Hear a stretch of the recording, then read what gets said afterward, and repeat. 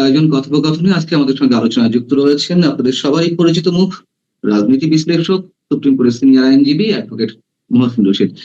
Advocate Mohsin Rashid, আপনাকে স্বাগত জানাচ্ছি আমাদের অনুষ্ঠানে। এবং যে বিষয়টি নিয়ে আমরা আলোচনা করতে চাই, সরকারের 6 মাস পূরণ হলো, খুবই স্বাভাবিক হানিমুন পিরিয়ড শেষ হয়েছে এবং আজ 18ই আগস্ট 18ই ফেব্রুয়ারি বর্তমান বিএনপি সরকার ওথ নিয়েছিল। 6 মাস পর এসে বর্তমান সরকারের প্রতি যে প্রত্যাশা ছিল গণমানুষের, কতটুকু পূরণ হয়েছে বলে আপনি মনে করেন? আমার ব্যক্তিগত মত হচ্ছে যে জনগণের তো প্রত্যাশা থাকবেই, এটা স্বাভাবিক। এবং যেহেতু আমাদের রাজনৈতিক জীবন 18 মাস ইউনূসের সময় এই দেশটাকে ধ্বংস করা হয়েছে, এই জন্য ইলেকশনের পরে জনগণের প্রত্যাশাটা অনেক বেড়ে গেছে যে এই সরকার। কিন্তু যেটা দেখা যাচ্ছে যে শেখ হাসিনার সময় কারোর কোনো কমপ্লেন ছিল না যে আমি বিদ্যুৎ পাচ্ছি না, গ্যাস পাচ্ছি না, পানি পাচ্ছি না, কোনো ধরনের কমপ্লেন ছিল না। ইউনূস আসার পর থেকে এই কমপ্লেন শুরু হলো। এখন তো প্রকট অবস্থা হয়ে গেছে এই জিনিসগুলি। মানে আমরা তো তাও ঢাকায় কিছু পাওয়ার পাচ্ছি, ইলেকট্রিসিটি পাচ্ছি, বাইরে তো এই জিনিসগুলি একদমই পাওয়া যাচ্ছে না। এইখানে ইনভেস্টমেন্ট তখনই আসবে যখন পলিটিক্যাল স্টেবিলিটি হবে, যখন বাংলাদেশে ইনফ্রাস্ট্রাকচার ঠিক হবে। আপনার ইনফ্রাস্ট্রাকচারের উপরে তো শেখ হাসিনা অনেক কাজ করেছে, this whole list of it. সে কি কি করেছে, সব দিকেই করেছে আপনার সে কাজ। সো এখন ওনাকে আমরা তাড়িয়ে দেওয়ার পর এই দেশে আর কোনো কাজ হয় নাই। নাই ইনফ্রাস্ট্রাকচারের কাজ হয়েছে, নাই ইনভেস্টমেন্ট এসেছে দেশে, নাই কোনো রিফর্মস হয়েছে দেশে। দেশ আগে যেভাবে চলতো সেভাবে বর্তমানেও চলছে। এবং জনগণ হতাশার মধ্যে আছে, সাংঘাতিক হতাশার মধ্যে আছে। এই জন্য রাস্তাঘাটে বের হলে কিন্তু এখন জনগণ বলে যে শেখ হাসিনাকে আমরা চাই। শেখ হাসিনাকে চাওয়ার জন্য যে দাবিটা আছে, এইটা মুখে মুখে আছে। আপনি দেখবেন যে আপনি একটা মুভমেন্ট দেখবেন, হয়তো জনগণের মুভমেন্ট হয়তো শুরু হয়ে যাবে। এত কষ্টে আছে জনগণ। এখন এর মধ্যে আপনি বললেন যে স্যালারিজ গুলি আমি বাড়িয়ে দেব। আপনি স্যালারিজ গুলি বাড়ান, আমার কোনো আপত্তি নাই, বা জনগণ বা যারা চাকরি করেন ওনাদেরও কোনো আপত্তি নাই। কিন্তু স্যালারি বাড়ানো ইজ নট ভেরি ইম্পর্টেন্ট। ওর সাথে কিন্তু আপনাকে আপনার বাজেটারি সিচুয়েশন, ফাইন্যান্সিয়াল সিচুয়েশন, আর্থিক সিচুয়েশন কি আছে দেশের, সেটাও দেখতে হবে। আপনি না হয় লোকালি টাকা ছেপে আপনি ওদেরকে স্যালারি বাড়িয়ে স্যালারি দিয়ে দেবেন, কিন্তু এর সাথে যে ইনফ্লেশন বাড়বে না। আমি যে প্রশ্ন করতে চাই সেটা হচ্ছে যে স্যালারি যাদেরকে বাড়ানো হচ্ছে সেটা তো যারা সরকারি কর্মকর্তা বা কর্মচারী। সরকারি কর্মকর্তা কর্মচারী আজকের মাত্র 15 লাখ প্লাস মাইনাস। একটা অংশ, মানে 18 কোটি মানুষের একটি অংশ হয়তো কিছুটা স্বস্তি বিশ্বাস ফেলতে পারবে, কিন্তু বাকি মানুষের কি হবে? যেটা আমি বলতে যাচ্ছিলাম যে প্রাইভেট সেক্টরে তো অনেক এমপ্লয়মেন্ট আছে, অনেক লোকজন আছে, ওইগুলি নিয়ে তো কেউ কোনো কথা বলছে না যে ওদের স্যালারি স্ট্রাকচারটা কি হবে। সো এখানে একটি বৈষম্য সৃষ্টি হবে between the private sector and the public sector. কিন্তু প্রশ্ন যেটা দাঁড়াচ্ছে সেটা হচ্ছে, has the government got money? Are the businessman prospering? কি ব্যবসায়ী যারা আছেন ওনাদের ব্যবসা কেমন চলছে? ওনারা কি ব্যবসা ঠিক করে চালাতে পারছেন কিনা? ওনাদের যে রিকোয়ারমেন্টস গুলি থাকে, ক্রেডিটের রিকোয়ারমেন্টস ব্যাংকের থেকে, এইগুলির কি অবস্থা, কি পরিস্থিতি? এর মধ্যে আপনি ইন্ডিয়ান ভিজিটটা ক্যান্সেল করে দিলেন, আর আপনি ওদিকে ইন্ডিয়ার থেকে বলছেন আমার কাঁচামরিচ দরকার, আমাকে দাও, 400 টাকা হয়ে গেছে। আপনার পেঁয়াজ দরকার, আপনি তেল দরকার, আপনি 200,000 মেট্রিক টন আপনি এগ্রিমেন্ট করতে চাচ্ছেন অ্যানুয়ালি। তারপরে ধরেন আপনি গঙ্গার চুক্তি যেটা আছে সেটা ডিসেম্বরে শেষ হয়ে যাচ্ছে, আমাদের পানি লাগবে, পানির জন্য আপনি কি করছেন? এই অনেক কিছু আছে যেটা ইন্ডিয়ার সাথে রিলেটেড আছে, বিকজ ইন্ডিয়ার সাথে তো আমাদের ব্যবসা কিছু অফিসিয়াল হয়, কিছু আনঅফিসিয়াল হয়।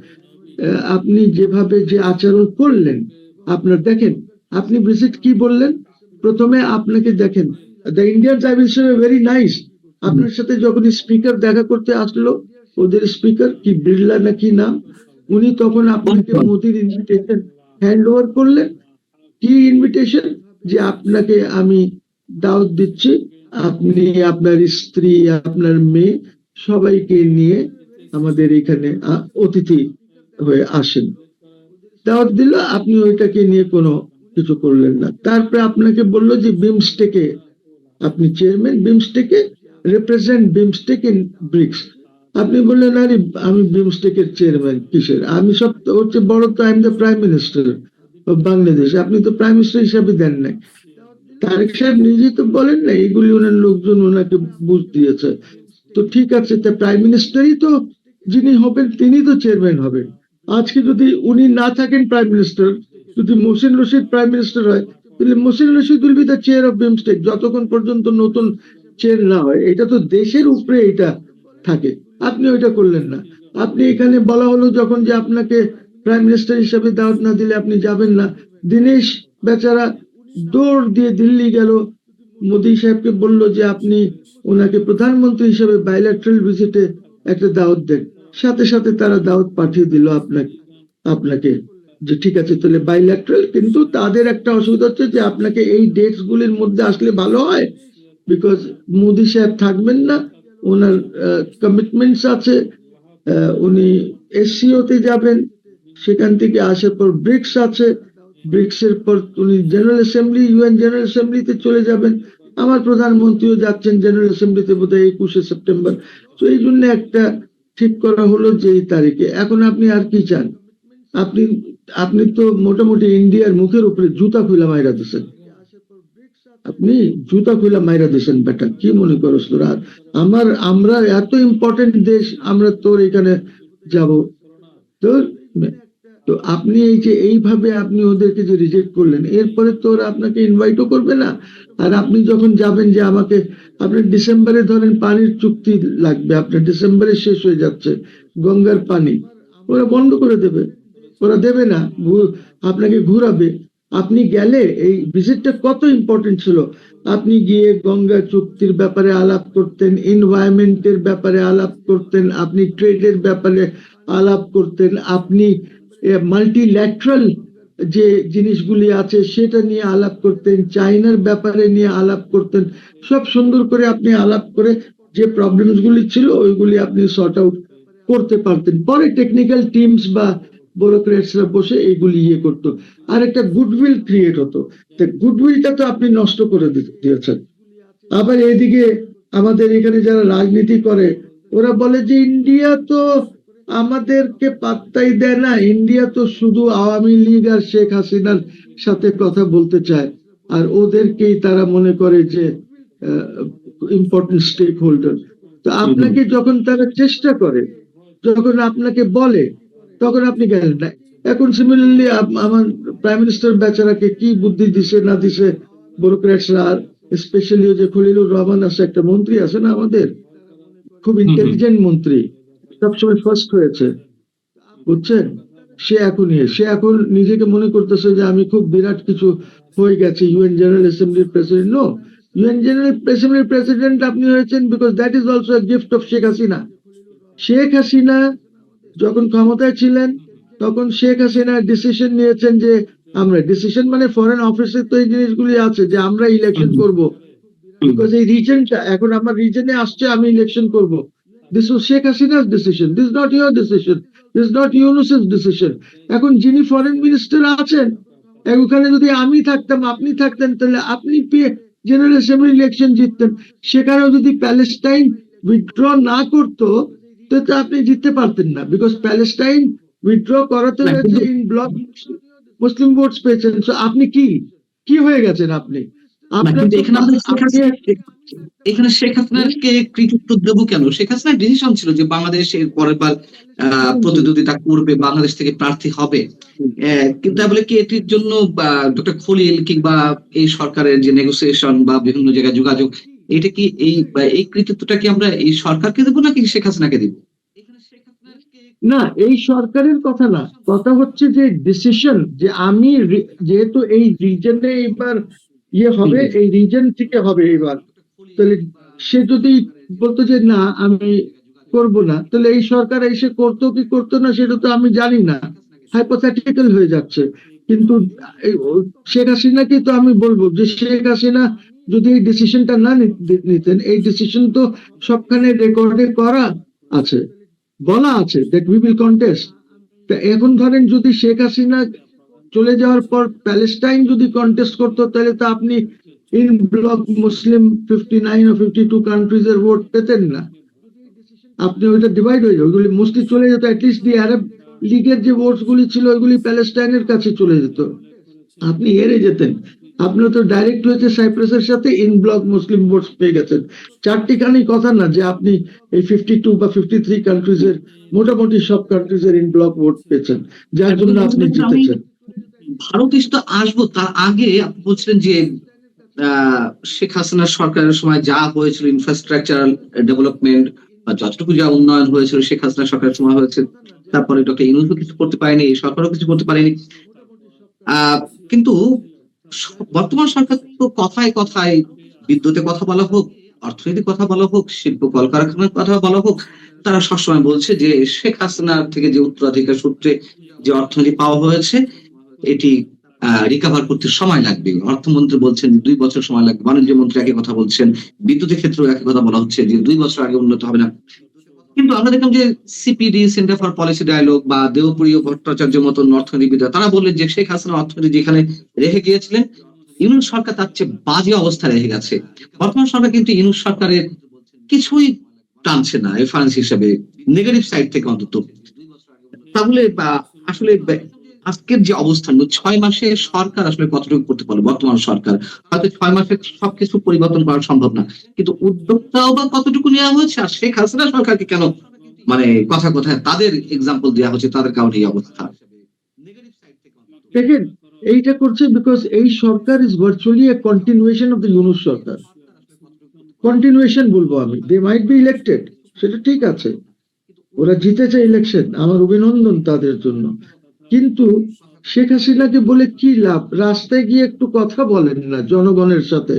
তারা তো বলে যে আমাদের এই সংকট ছিল না কারেন্টের, তারা বলে আমাদের তো পানির সংকট ছিল না, তারা তো বলে যে আমাদের গ্যাসের সংকট ছিল না, আমাদের কাছে তো সবকিছু ছিল। তাই হঠাৎ শেখ হাসিনা যাওয়ার পর, ইউনূস আসার পর এই যে সংকট সৃষ্টি তখনও এত হয় নাই, হঠাৎ এই গভর্নমেন্ট আসার পর যে সংকটটা সৃষ্টি হয়েছে গ্যাসের আর তেলের আর ইসের, এটা তো তখন হয়নি। এখন আপনি বলবেন যে ইরান, আপনি বলবেন ইউক্রেন, কত কথাই বলবো আমরা।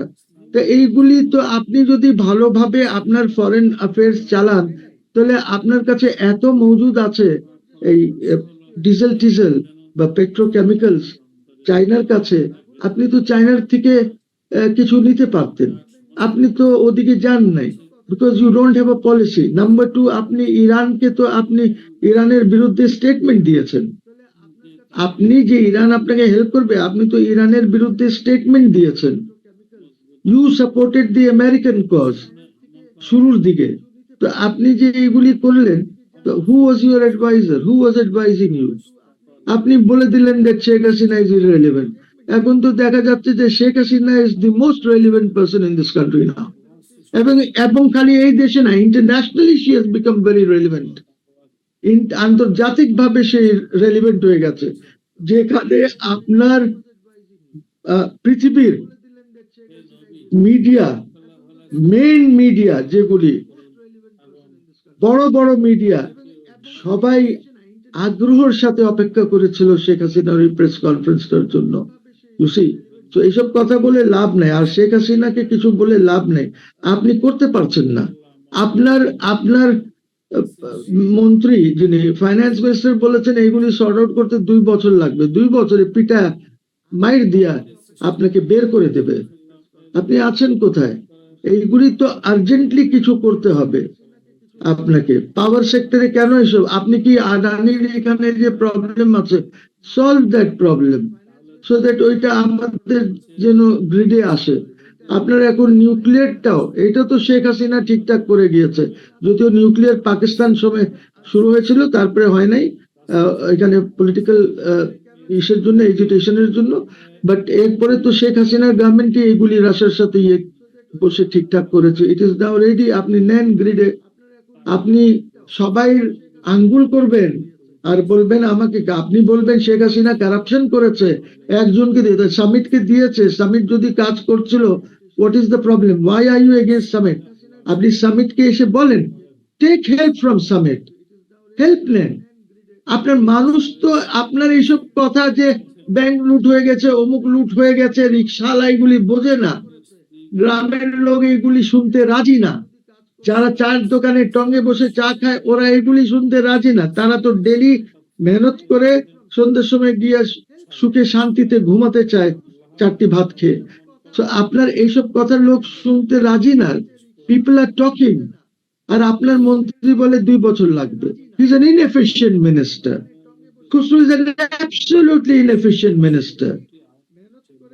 তো আপনি এই ইনএফিশিয়েন্ট লোককে আমি কি বলবো? সে 6 মাস হয়ে গেছে সে মন্ত্রী আছে, সে স্টক মার্কেট ঠিক করতে পারে নাই, সে রেগুলেশনস গুলি ডিরেগুলেট করে নাই স্টক মার্কেটকে, যে স্টক মার্কেট ঠিক হবে। স্টক মার্কেট ঠিক হলে যে জিনিসটা হবে, যে সাংহাই স্টক এক্সচেঞ্জ যাদের সাথে আমরা স্টক মার্কেটে আমাদের পার্টনারশিপ আছে, ওরা হয়তো কিছু কাজ করতে পারবে। আমরা হয়তো এক পর্যায়ে ক্রস বর্ডার ট্রেডিং কিভাবে হয়, আমাদের ফরেন এক্সচেঞ্জ কিভাবে আমরা করব, আমাদের এখানে বাড়াতে হবে। ইউনুসের সময় একটা আইপিও আসে নাই, নট এ সিঙ্গেল। তো আপনার মানুষ তো স্টক মার্কেট কি দেখে, যে স্টক মার্কেটের কি পজিশন আছে। আপনি এখন পর্যন্ত রেগুলেশনস গুলি ঠিক করতে পারেন নাই, যেগুলি ব্যবসায়ীদের দরকার। আপনার ইনকাম ট্যাক্স ঠিক করতে হবে, আপনাকে ভ্যাটটা ঠিক করতে হবে। আপনি কি পেরেছেন? আপনি উদ্যোগ নিয়েছেন?